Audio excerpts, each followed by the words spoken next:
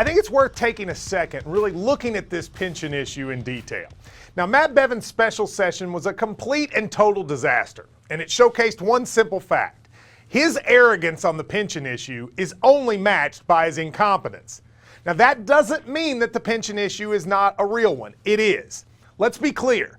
The pension was underfunded for 20 years, and it was underfunded by both Democrats and Republicans. We had 3 governors, Patton, Fletcher, and Beshear, that all underfunded it. 2 Democrats, 1 Republican.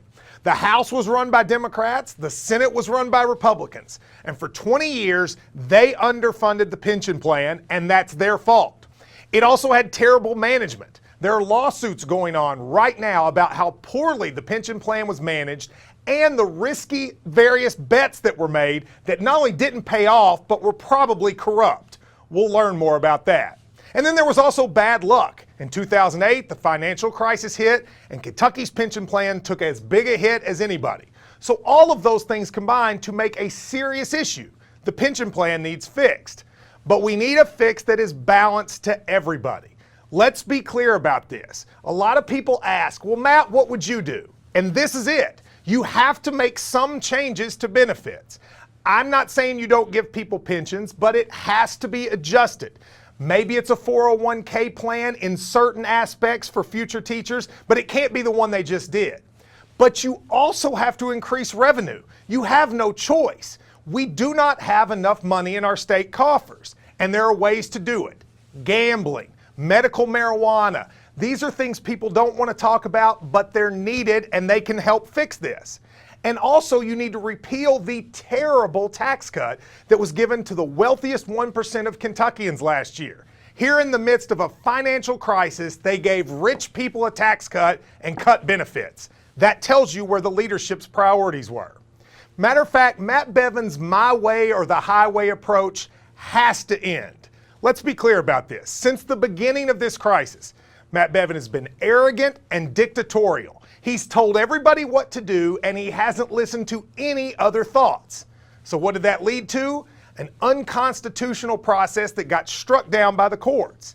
His words trump everything, and they've made it worse. He called teachers thugs. He said they were too ignorant. He said the union was the one driving them. And what did that do? It made it to where the Republicans who genuinely wanted to fix this had no choice but to eat his words, and they got punished. Some of them even got voted out.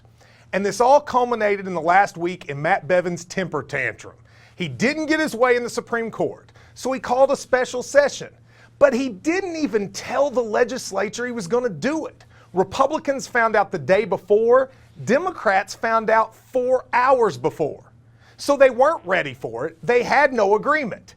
And then the governor sent over a bill that yesterday he admitted even he had not read.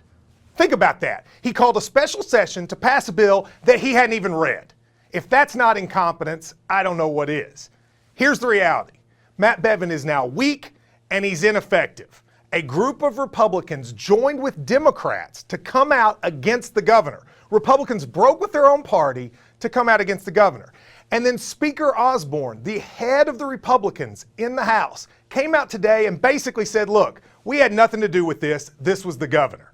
The reality is neither side likes the governor, and most Republicans in the House will vote for a Democrat against him. They won't say it publicly, but they will.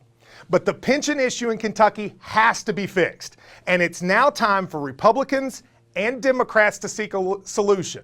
Republicans need to invite Democrats to be part of it, and Democrats need to participate and not just call names. Governor Bevin has had his chance, but because of his dangerous combo of arrogance and stubbornness, he made a bad situation worse.